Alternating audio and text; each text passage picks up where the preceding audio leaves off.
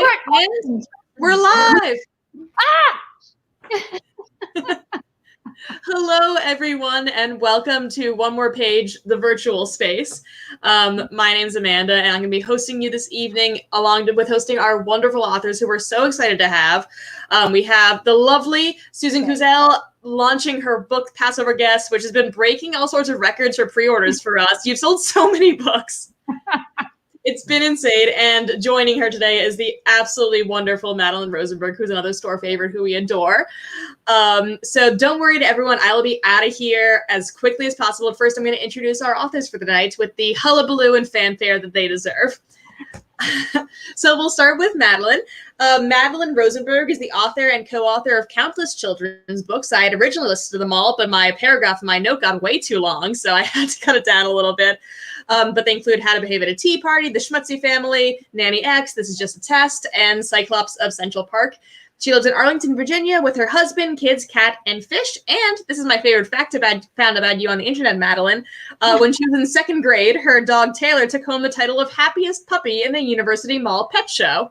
That's true. Which is amazing. I need that picture book as well. Put that on the back burner. And then, of course, our guest of honor, our star of the evening, Susan Kusel.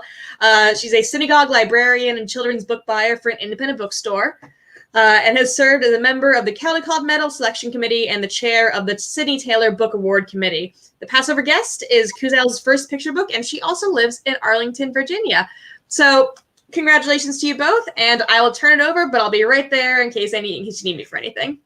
Right, which hopefully we won't, but probably we will.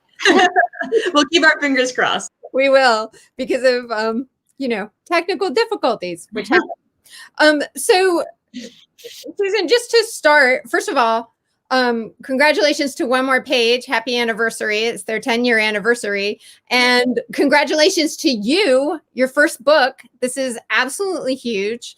And I want you to start with some show and tell. We'll show and tell the book, but I also want you to start with a couple of other little show and tell pieces that'll kind of help get people in the mood. So I asked you to gather a couple of things together for me. Do you have any of them nearby? I do. So Madelyn asked if I could show the book features pretty prominently cherry blossoms and also an Elijah cup. And here is my Elijah cup. And you can see it has cherry blossoms on it. Can you put it in the middle a little bit more? Because there we go. Can you see? Yeah. It has Elijah's name on it. It's hard to see. It's glass. I also have a matching. I'll pause you. Before we go on, explain to some of the viewers who aren't Jewish what an Elijah's cup is. Sure. So Elijah is said to visit every Passover Seder, and you take a cup. It can just be a wine cup, and you fill it. And Elijah is supposed to come and drink from the cup. So as a kid, you always watch and see if the wine goes down in the cup, or grape juice, as the case may be. Yeah. And then I also have a matching Miriam cup, which, with in the same pattern. And Miriam, I wanted to do that in the book, but Miriam's cups weren't really used in the 30s as much as they are now. And you fill a Miriam cup with water, because Miriam was said to have water where she went, well springs of water. So it's a more of a modern thing, is to have a Miriam cup and an Elijah cup. Okay. And then you see that the cherry blossom thing is kind of big for me. This is my Seder plate. I see the glass was a bad idea to show up here. It also has this cherry blossom pattern, and it says Pesach or Passover on it, which you probably can't see at all. Describe a little bit about the role that the Seder plate plays in a Passover Seder. Sure. So usually we have little dishes that go on, and there are several symbols that go on the Seder plate, including parsley and horseradish and see, now I'm really nervous and I'm forgetting some of them. Oh my gosh, my son is bringing lights. This is a very professional operation here. And and so they all go, there's certain symbols that you eat during a Passover Seder, Passover meal, and they go on the Seder plate. And you'll see when we get to the book, we spent so much time on the Seder plate and how the items were arranged and what every item looked like. That was a very big part of it. And I just thought I'd show my obsession with the cherry blossoms, that even my salt and pepper shakers have the cherry blossoms on them.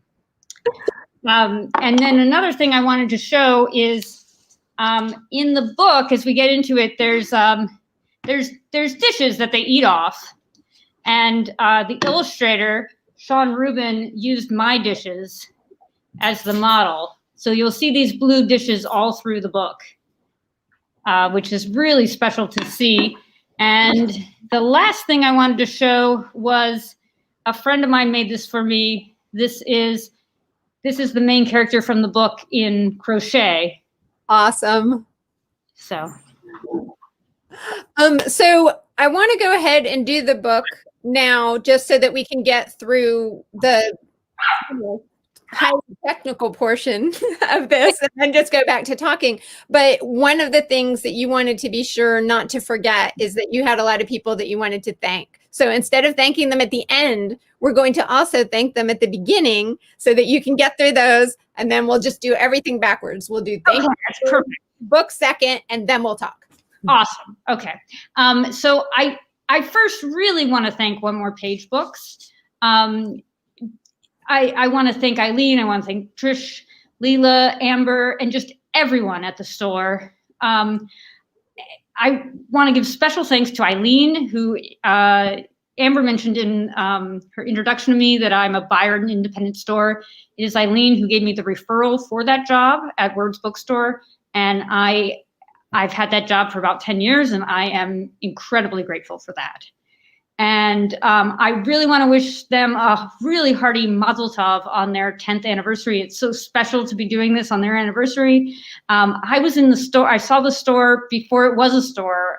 Eileen took me through. It was just shell. The store hadn't built out yet. It was all beams, and the books are going to go here, and the chocolate's going to go there. And so it's been really great to watch that entire journey. I was driving by the store on the day that there were a bunch of black Suburbans out front, and Obama was in the store, and I really have been absolutely impressed with them. Their commitment to local authors. I think nearly every single member of our writing group, Madelyn, has had an event at One More Page, and I have just been so impressed with all they have done for the community. So really, thank you to all of them. And I'd like to thank my family and my friends. There are so many who have told me that they're going to be here tonight. I have no idea who's here because I can't see, but everyone who has told me, I really appreciate it. I know there are people from all over the country, and each of you means so much to me. Thank you for the help with the book. Thank you for your support. I deeply appreciate it. And lastly, I really want to thank my editor, Neil Porter, who I know would be on the next Amtrak train down if this was in person, and who has believed in me from the very beginning and believed in this story. And I can't thank enough. So, so thank you. And now I'm going to call my son in from the other room. David, come back. Okay, and we'll go to the technical part of trying to get my PowerPoint slides to show up to all of you to actually show you this book. And of course, he's not here, but of course I want to thank illustrator Sean Rubin, who has done a truly phenomenal job. And the book wouldn't be the same without him. Right. And while we're waiting for the technical things to come up, I'll just tell you from the chat that, where's Heidi Rabinowitz is here and saying hooray. And I'm going to pronounce it wrong because I don't know if it's Lisa or Eliza. Liza. And Anna Maria and Tony. And, Tony. And oh my God. And your brother and so many people. And they're all here and they're all, cheering you on. So now, with Well, wait, Madelyn, I do. The last thank you is to you and Anna Maria, who have been there for 10 years through the journey of this book. Truly, thank you. Oh, wait, can you see it? No, you can't see it? Oh, wait, there it is. Yes. There it is. Hooray, it's a book. And a PowerPoint, which is probably more exciting. Okay. I will shut up and you will go. Okay, this is the Passover Guest, which it's astonishing to me that I wrote. Wait, stay here. Stay here, David, because I don't know what to do at the end of this. Okay, so this is the Passover Guest. It's by me. It's illustrated by Sean Rubin. It's edited by Neil Porter and designed by Jennifer Brown. Okay, this is this extraordinary case cover that Sean Rubin did. And so when you lift up the jacket of the book, this is underneath. And I just love this so much. This is the beginning end paper. I am so in love with the cherry blossoms of Washington, D.C. And Sean has captured it so beautifully. And here we go, the Passover Guest. It's adapted from Der Kunstmacher, The Magician, which is by I.L. Peretz, who's a famous Yiddish writer. Okay, and here we go. Oh my gosh, this is quite something to read this to all of you. And the last thing I want to say before I start is that Muriel is the name of my grandmother, and that's why this name is in the book. Okay. Muriel loved Washington in the springtime. The white buildings stood out crisply against the green lawns. The cherry trees burst into pink blossoms at the tidal basin. She could feel Passover in the air. The year 1933 was different. Her father, like so many others, had lost his job. Her family didn't have enough to eat, even on ordinary days. It would be impossible to buy all the food needed for their Passover Seder. They didn't have enough wine to fill the ceremonial cup for their prophet Elijah, who was said to visit every Passover Seder. So there was no need to rush home to prepare the holiday feast.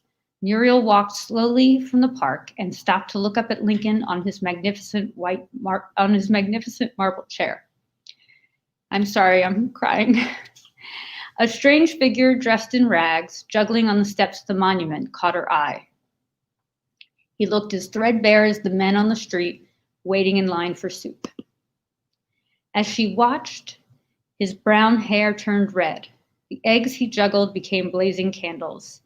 His shabby clothes turned into those of the finest silk. Muriel was amazed. She took her only penny and put it in the hat at the man's feet. He smiled at her. The sun is setting. Passover is about to start. You don't want to miss your Seder. My family isn't having one this year, Muriel answered. Are you sure? Asked the man. Perhaps you'd better hurry home. He sounded so confident that Muriel started walking quicker than she ever had before. She ignored the Washington Monument gleaming in the fading sunlight. She rushed past the White House without a second glance. Gradually, the stately buildings began to recede. When she got to her neighborhood, her stomach grumbled as she smelled the delicious food from other Seders. The celebrations were smaller this year, but she could still see tables filled with food and windows shining with light. What could the man have meant? How could they have a feast without any food? Her feet went faster and faster. When she arrived home, she opened the door in anticipation. But she saw only the same shabby room with the spindly chairs and rickety table that had always been there. Her parents emerged from the shadows dressed in their best clothes for the holiday, even though there was no food on the table, no gleaming silverware, no wine set aside for Elijah. Every door will be open to us on Passover, said her father. Let us find another home where we can celebrate. As Muriel reached for the door handle, there was a knock. When she opened it, she saw the mysterious stranger standing there. May I join your Seder, he asked. You are welcome to share anything we have, answered Muriel's father. But this year we have nothing. I have everything we need, said the man. Muriel turned and looked again at the room. It was no longer shabby, but glowing with light from countless candles. The chairs were piled with comfortable pillows, and the food There were mountains of tender brisket, oceans of flavorful soup, and fields of crunchy matzah. A magnificent Seder plate lay in the center of the table, complete with an egg, a shank bone, horseradish, parsley, lettuce, and harotzi. There was even a beautiful cup of wine for Elijah. Muriel hadn't realized she was hungry, but now she wanted to eat everything, even the horseradish. Muriel and her parents couldn't believe their eyes. After seeing so little food for so long, their house was now bursting with it. Can this really be? Her mother asked. How is this possible? Her father asked. He sounded nervous. Everything is possible on Passover, answered the man. Muriel could tell her parents were uneasy. She volunteered to ask the rabbi if they could proceed with this astonishing meal. She ran to the synagogue and found the rabbi about to start his own Seder. She told him about their mysterious guest and how a magnificent feast had appeared from nowhere. If you can pour the wine and break the matzah, then what you have described is a true miracle, said the rabbi. Can you show me your Seder? Muriel led the way, and the rabbi's curious guests followed. More people joined the procession as it passed other houses. When they reached Muriel's house, the crowd was enormous, but the stranger was no longer there. Everyone crowded into the tiny house. They all managed to fit inside as the rabbi examined the table. They watched as the wine poured itself, and then the middle matzah broke into two and became the afikomen the children would look for later. The rabbi picked up a piece of matzah, crumbled it in his hand, and then blessed the meal. This is not an illusion, he said, but a Passover miracle. We may all enjoy this beautiful feast. There were enough chairs for all, their own seders forgotten. The guests joined Muriel's family in their retelling of the story of Passover. They dipped their parsley in salt water and ate bitter herbs. Muriel asked the 4 questions about Passover. All the children searched for the piece of hidden matzah, which was found just before midnight. Muriel realized that in all the excitement they had forgotten to open the door for Elijah. But when she looked at his cup, there was not a drop of wine in it. Now she knew who the mysterious stranger was. And then this is a picture of the Sixth and I Synagogue, which is featured in the book and part of Washington, D.C. And this is a landscape of Washington, D.C. And I dedicate the book to my family, who are the magicians in my life, and Sean dedicates it to his parents. And this is the closing and paper with the cat and the cherry blossoms. And that is the end. Yay. And David, come back. You've got it. You're good. Okay. Am I back? You're back. I'm back. Haha. Okay. All right. All right. Now, I'm going to go ahead and ask you some questions that I've prepared, and then we will open it up to our lovely, friendly audience who will ask you friendly questions about the book and your experience. One thing, let's start with, you explained Elijah a little bit, but for so many of us growing up, like Elijah is so part of the magic of Passover. So could you talk about that just for a second? Like when you were growing up, you said, all kids would watch the glass during the table with laser eyes. Yeah, so I would always watch and see if the wine would go down. And actually what's interesting is, so I said right in the beginning that that this was based on a Yiddish story, but I made lots and lots of changes to it. And that's one of many changes I made, is that in the book, in the original story by Peretz, first off, there is no child. I added the child. But the husband and wife, who are the main characters, they run off to the rabbi and they leave Elijah alone. And I hated that because Elijah's in your house and like, oh my gosh, and you just left him there. So what I did is I very purposely because somebody had to go to the rabbi. So I had the girl go to the rabbi, but I left the left the parents, I felt that the parents were these wonderful people, and I gifted them a visit with Elijah, the opportunity to stay and talk with him. So, and Sean just did this so beautifully in the scene in the synagogue where we actually do see them standing in that room with Elijah. So you love and are involved in pretty much every aspect of books. You read them, you sell them, you blog about them, and now you're an author. Has it always been that way with you? I'm sorry. See, this is what happens in the real world. I have to let my dog out. Apologies. Okay. So yeah, I am involved in just about every aspect. Yeah, I mean, I have loved books from as long as I can remember. My mom used to read them to me when I was a little kid, and yeah, and so we would read every night. I think it's really important to read to your kids. It had a big impact on me. And one of the books she read was this story, The Magician, by a translated version by Yuri Shulevitz. And so when I was 6 or 7, and it has stayed with me forever. I've never forgot this story, and it's just always been magical. So. And you talk in the notes of the book about refinding that book and just kind of plopping on the floor and reading just every word again, like you.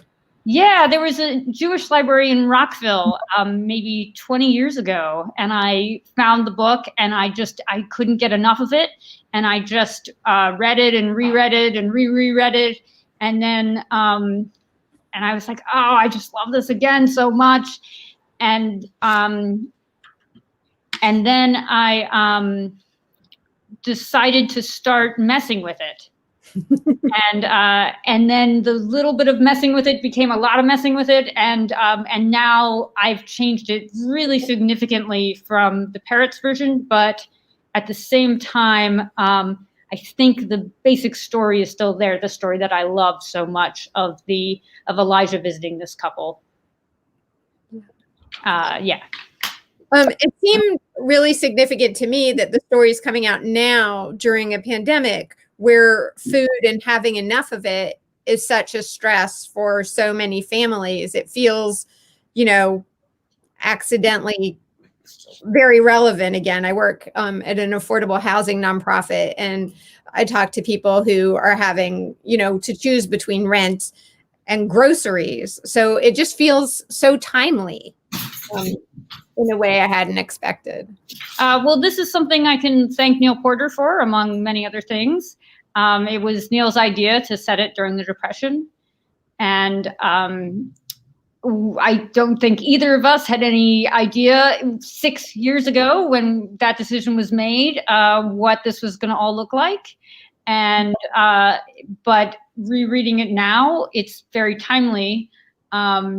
Sean wrote his his illustrator note in the book kind of right in March, right as everything was starting. And it's very touching to see his note dealing with current events. And then we were surprised even just a week ago by even more current events. The book features a lot of images of the U.S. Capitol. And again, those decisions were made a long time ago, but suddenly rereading the book, it puts the whole thing in a different light. So, so it's interesting how something can become timely decisions that you didn't quite intend, but it lends a lot more meaning to the book now, I think. Right. And it added, for me, it was very comforting to see those pictures of, the gleaming monuments and the cherry blossoms. It's a different image than we've all seen on the news lately, which kind of brings me into my next thing. Like, we all, I think, could use a visit in Washington, D.C. from Elijah this year. Talk a little bit about the connection between the story and Washington, D.C.? Yeah, so as has been mentioned, I'm a Temple librarian. For those of you listening in the local area, I'm a librarian at Temple Road F Shalom, which is quite like a mile from One More Page, although none of us are actually at the store, unfortunately. I have read hundreds and hundreds of Jewish books, and it seems to me that a lot of them are set in the same places, and that very few are set in DC. And I love Washington. I've lived here all my life. I wanted to highlight DC, and I just thought, to me, Passover is all about spring and rebirth and flowers and all of that. As I know you know, Madelyn, spring in DC to me means the cherry blossoms, which are just enormous thing in Washington. I mean, just huge, huge, huge event. And I love the idea of cherry blossoms and Passover, and also these white buildings you mentioned, and green lawns, and the color palette choices to me were so exciting. And I wanted to highlight the Jewish community, which is one of the larger Jewish communities in the country, but not mentioned quite as much. And there are some wonderful Jewish landmarks like the Sixth Sinai Synagogue. And I wanted to bring attention to all of that. I wanted to show this city that I love. I know Passover moves around an awful lot, but kind of whenever it falls, to me, that's spring. And looking at the book, I mean, the book is definitely spring. So for me, growing up in a town where there weren't many Jewish kids, books that showed Jewish kids were super important to me. And I had always wanted, and wished that Nancy Drew or the Bobbsey twins would, pop into a synagogue on Saturday morning. And they didn't. But I was just wondering if you could talk a little bit about, why this story and why Jewish stories. Yeah. Well, as a practicing Reform Jew and as a synagogue librarian, Jewish stories are incredibly important to me. And after being on the Sidney Taylor committee, and I know Sidney Taylor's stories are very important to you, Madelyn.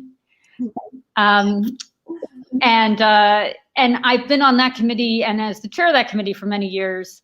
And I have seen, as I mentioned, so many stories in my library. I feel I really have a good sense of the field. And there are many wonderful books in the field. And I also felt I knew what I wanted to add to it.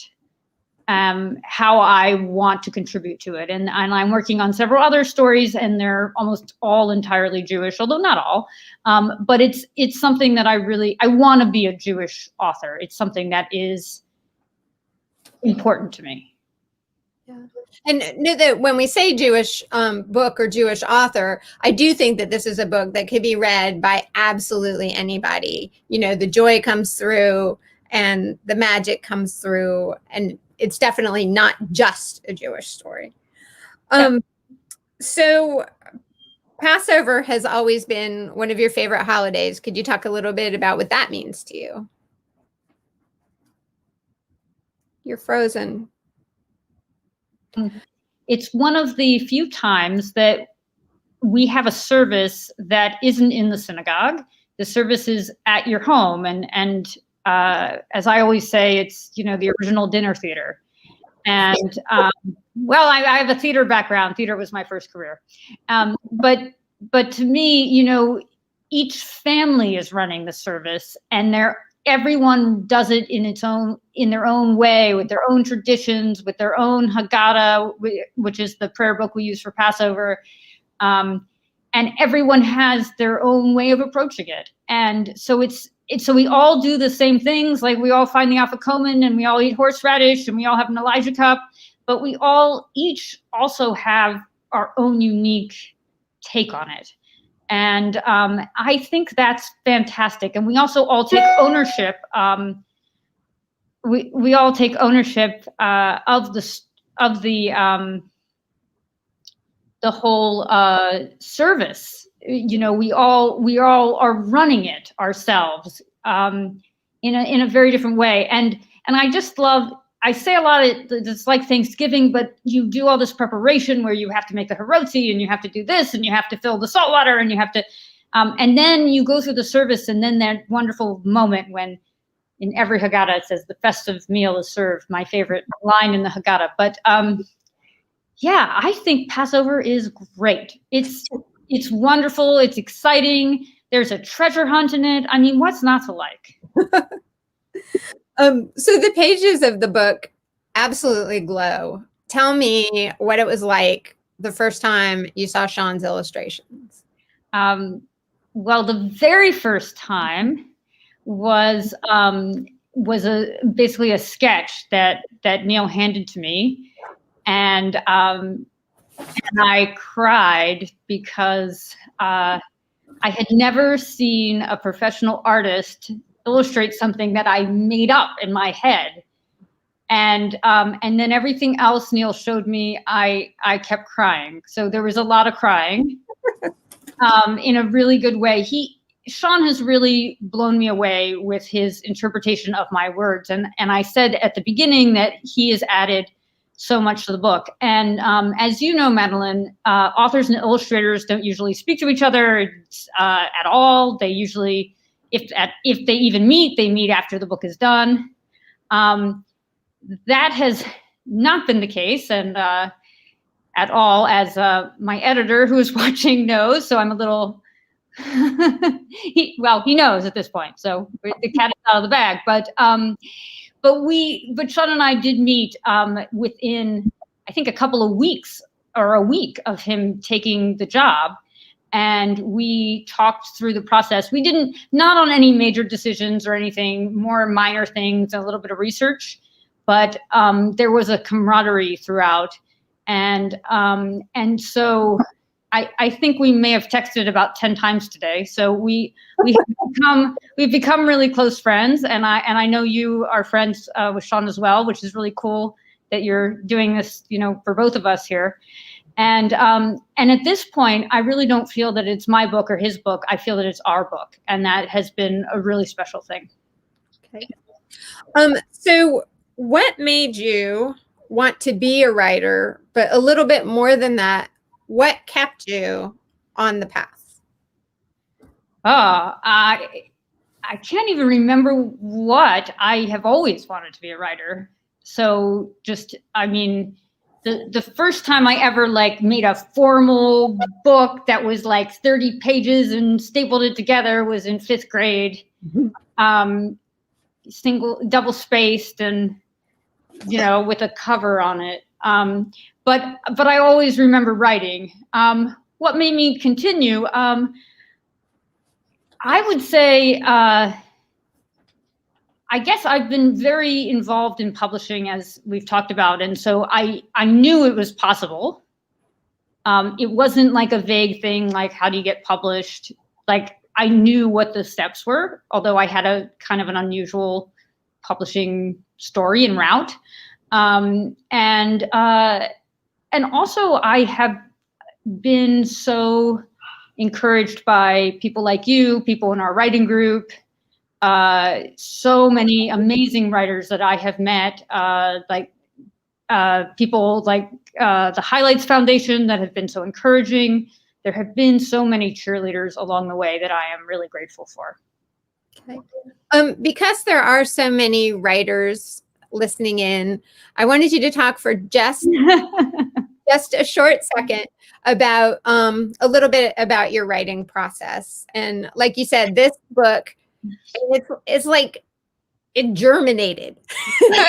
This book has gone on for 10 years. So this is an unusual book.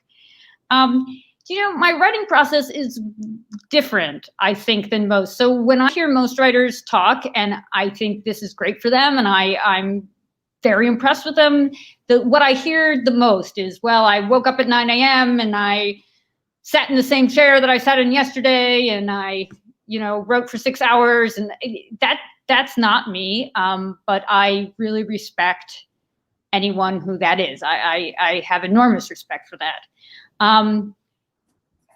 I write differently. I need some inspiration. I need deadlines. I have kids. I have like 3 jobs. I am on many committees.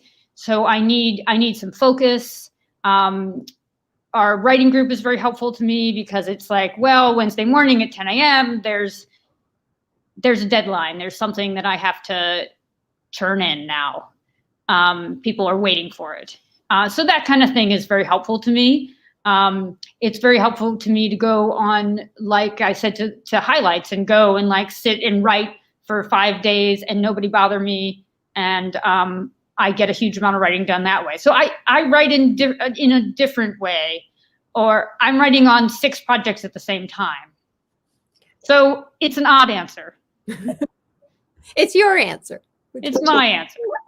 So for the audience, in just a minute, I'm going to switch over to the comments. And so if you have questions for Susan, I hope you will put some of them in the comments, and I'll look at those in a second. But first, I'm going to do a speed round of questions for you, which will be, it's not quite a psychological test, but, first things that come to mind. It's not James Lipton, huh? No. All right, you ready? Yes. Okay. Besides Elijah, who would you most like to have at your Passover Seder? My grandmother Muriel. Again. In the book. Okay. Something that you turned up in your research, but you did not get to use in the book. Oh my gosh, there were so many things. And it's a speed round. Oh my goodness. I really wanted to use that Giant Food was founded by a Jewish person in 1937, but this book was set in 1933, and I couldn't put Giant Food in here, and I was really sad about that because I've stopped at Giant my whole life. I hate that. I know, right? It's annoying. Writing is a journey. Give me 3 words that describe yours. Long, rewarding, and creative. Okay. Pantser or platter? Oh my gosh, pantser. Weren't you just listening? What song from a musical best describes your feelings about this book? My feelings about this book. Well, Our Time, one of my favorite songs ever, which is from Merrily We Roll Along by Stephen Sondheim. That's the way I feel today. Awesome. The number of tours you have given of the area where the book takes place? Oh my gosh. 15, 20. One of them was with Neil Porter. One of them was with Sean Rubin. One of them was with my librarian friend, Marianne Schuer, who helped me figure it out. One was with my dad. So many. One was with my kids. One was with my husband. Too many. But it's been fun every time. Awesome. Best thing about being an author so far? Well, seeing all the support from people in every part of my life, every name, every person who has said congratulations or bought a book has floored me, from people that I've known since I was 5 to people that I met 2 weeks ago. I'm in awe. Really, it was unexpected. Thing about writing that stresses you out the most? People who say I have to write at 9 a.m. every day. Favorite tree? Cherry blossom trees. Morning person or late night person? Way late night person. Favorite Passover food? Well, the only answer to that question is a rotzi, because there's no other answer. Least favorite Passover food? Again, horseradish. Like, is there another answer? There is. What's the other answer? Gefilte fish. I love gefilte fish. I like horseradish. So. Oh, I like gefilte fish with horseradish. Okay, there you go. Touche. And then, do you have a favorite word? Oh, you are turning into James Lipton. Chutzpah. Chutzpah is a great word and describes you well, I think. I think it does. All right. So now I am going to switch over and see what kind of questions that we have for the audience. So audience, come on with these questions. I see one from John Dessenberg who wants to know if Elijah came to Muriel's house because she left the penny in his hat. Yes, that's the reason. It was that's the moment that he comes. That's the moment. That's what triggers it. Yes. Okay. And I'm seeing more comments than questions here. Oh, can I hear some of the comments? Dad and Russell are very proud. They're watching from Florida. I know. And I'm going to plunge into some more questions while we're waiting to see if anybody comes up with other questions for you. And here's one about, this is a picture book, but you write other things. Yeah. You write other things too.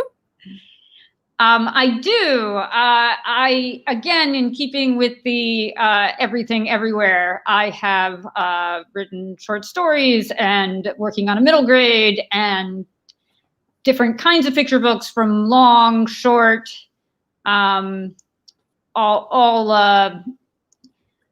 styles and genres. I'm just not a kind of, I'm always going to write this way and this type, nonfiction, fiction, all over the place. I think that's what keeps it interesting for me, at least.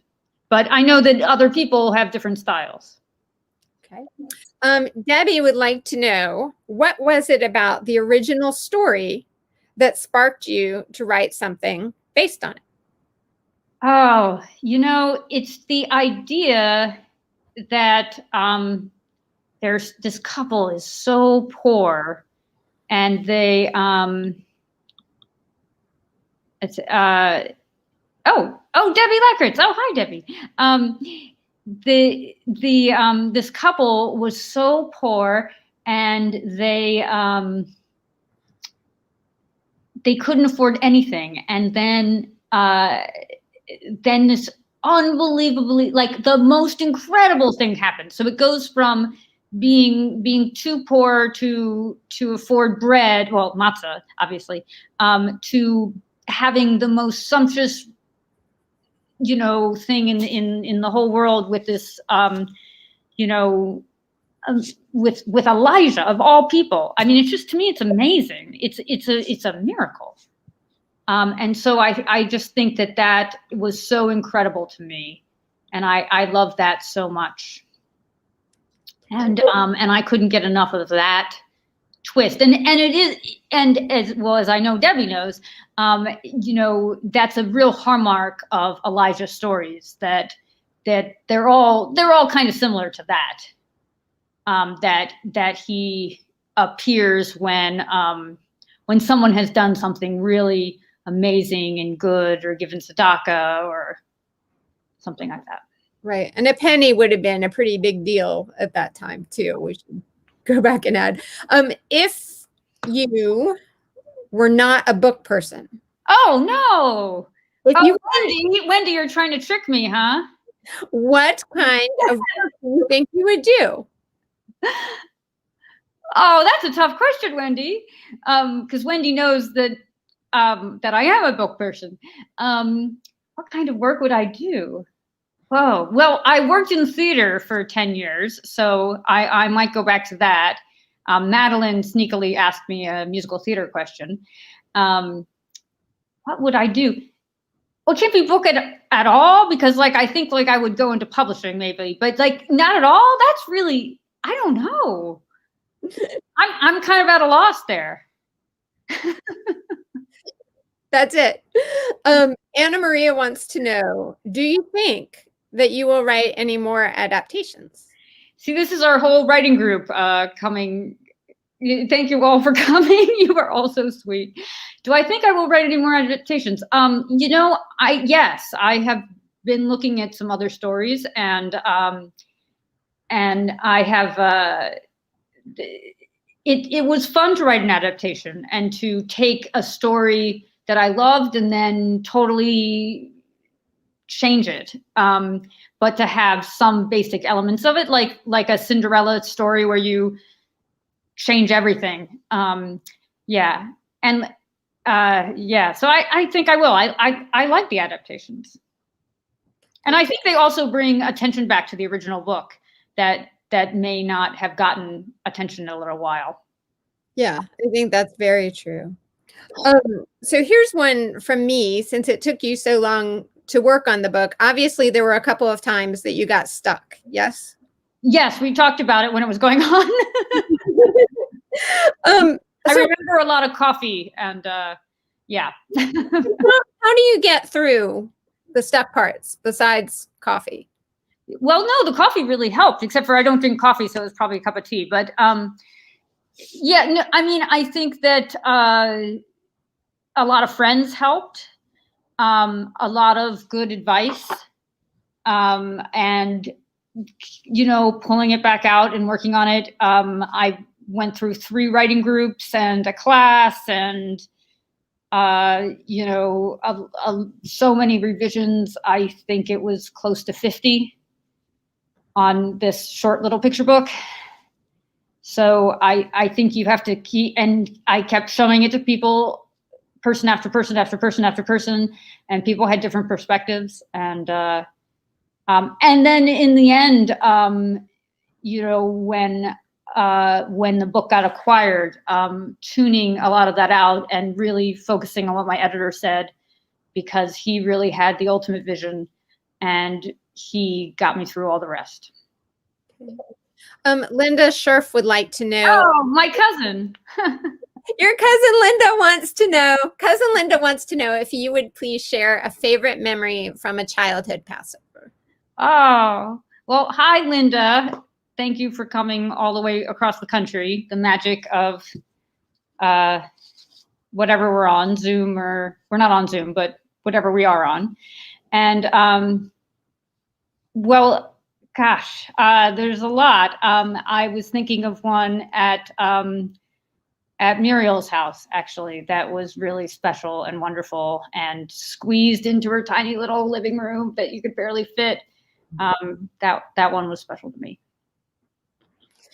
And that's one thing for people who don't normally celebrate Passover. You had said in there, you know, it mentioned that if there wasn't food at their house, they would go looking. So could you talk about that for a second for people who don't know the mandate of Passover? Yeah, so at Passover, every door is open. You know, all who are hungry come eat. So the idea was that this family, and it is in the original as well, that that if they didn't have enough food, they were going to go to a neighbor's house. Every door is open. They were going to go find another Seder. Okay. Yeah. Cool. All right. Are there any more questions from the audience? Well, we're waiting to see if anybody has a last question for you. Oh, this is Sean's father. Mazel tov to Sean. He's so amazing. Did such an amazing job on this book. Is there anything that you want to share about the book, or a question that you want to answer that we have not asked you?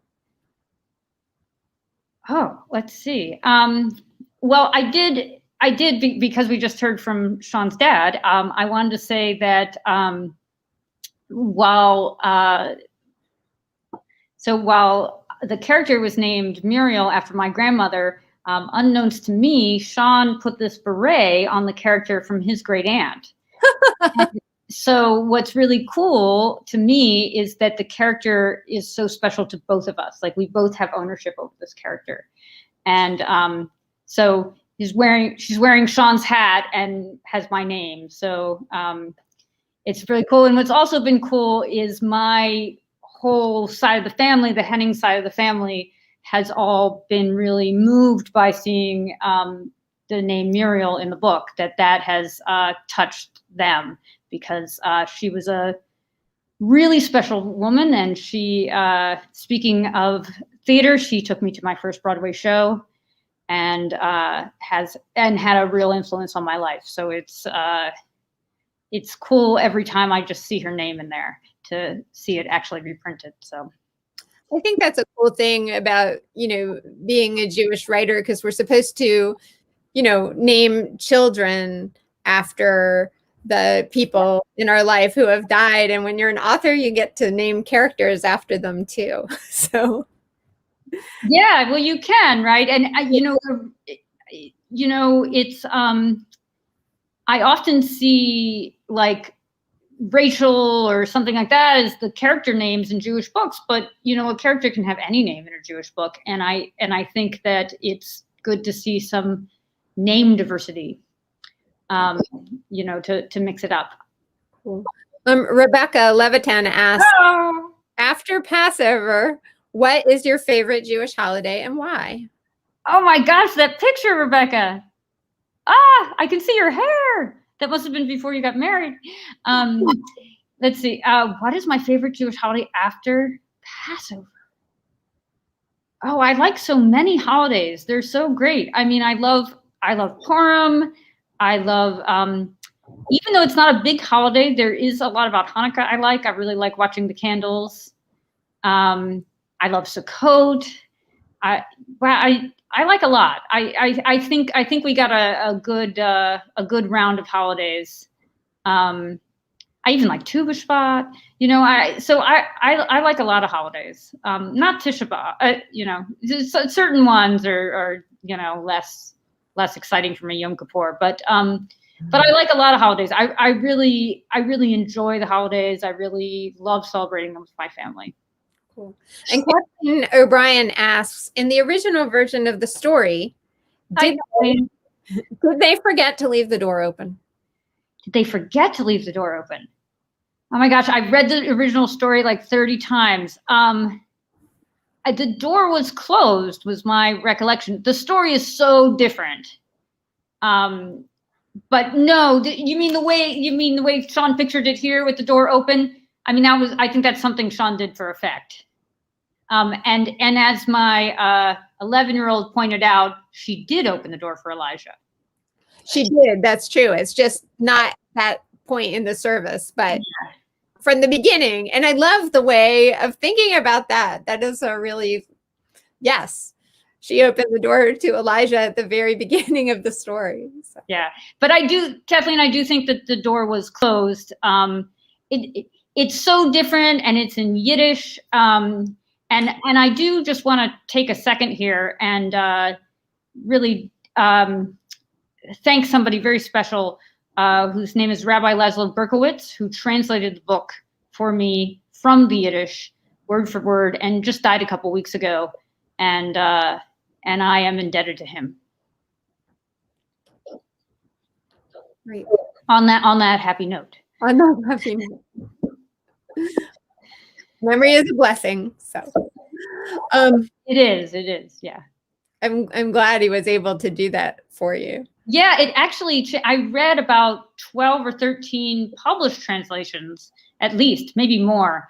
But having someone actually translate it word for word, and he was figuring out the translation in front of me. I know Anna Maria will appreciate this. And he was explaining every Yiddish idiom to me, which is not, the Yiddish idioms are not all in the translation. So, watching the idioms be explained. And then also when you look at it, when you compare the dozen translations, they are all different. And it shows you what the power of the translator has, that all 12 people interpreted it differently. I mean, so that we do put a lot of reliance on the interpreter, on the translator. Cool. And Neil Porter asks, well, Neil Porter doesn't ask, Neil Porter says, Neil Porter says, talk about your endnote, Susan, and your notes. Talk about your endnote, Susan. Well, I'll say that we had a little bit of disagreement on the endnote, and Neil was right because Neil is always right. One of the things, there's an endnote, there's several parts about the endnote. One is that the part that Neil was right about, a lot of it, but he was right about the part that there was there's a part that explains Passover. This is what Passover is, and this is what's on the table, and this is what's, and originally I didn't want to put that in because, you know, that's not in a Christmas book or an Easter book. And I wanted to just be normal. I wanted to just not have to explain it. And Neil said, well, if you do that, if you don't put it in, you're going to alienate every kid who doesn't celebrate the holiday, who isn't Jewish. And that's not the point. And so he was totally right. And I've actually gotten a lot of compliments on the really nice Passover note. So that is thanks to Neil. I'm glad he talked me into it, as he did into many things. So also the depression. So that was another good call from Neil. On the end note took a long time to write. And so I talked about, I'm looking at it here, but I talked about just all the things that I love about the book, about Passover and you know, being read through the book as a kid, and also about just the backdrop of the Depression, and the cherry blossoms and Six and I and parrots and all of that. And I kept wanting to add more things into it because I'm a librarian and I wanted teeny tiny details in there. And again, I was told, you know, it's a picture book, you can let it go. So hopefully I can let it go. And I actually think the end note turned out really great. And I'm really glad for Neil's guidance on that. And I am also really think Sean's turned out wonderful too. Great. All right. So we are about at the hour. If anybody has not yet ordered the book, there's a link in the comments so that you can look at that. We have some nice mazel tovs for you. So congratulations. This is the actual day, right? This is the day. This is the day. At last. At long last. At long last. And, you know, it's not like there's anything going on tomorrow. So it's a slow news week. Yeah. Exactly. Well, it's not like any of us could go downtown and do anything tonight anyway. So it's great to spend it here with you. So Amanda's going to come back on and give us a little send off and the stream. But thank you everybody so much for coming. And Susan, huge congratulations. And is there anything else you want to say? Just thanks again. Thanks to everyone on here. Thanks to you, Madelyn. Thanks to One More Page. I'm really grateful. Awesome. Well, thank you all so much for coming. This has been a great crowd and a great turnout for a great book. If you haven't ordered it, like Madelyn said, I put the link in the comments there. We are currently sold out of it because, again, we've sold a lot of these books, but we have more coming in. They should be more in by the end of the week. So they'll get out to you soon, I promise, and it'll be worth the wait. So thank you all. Happy Inauguration Eve, and congratulations again, Susan. Have a good night, everyone. Thank you.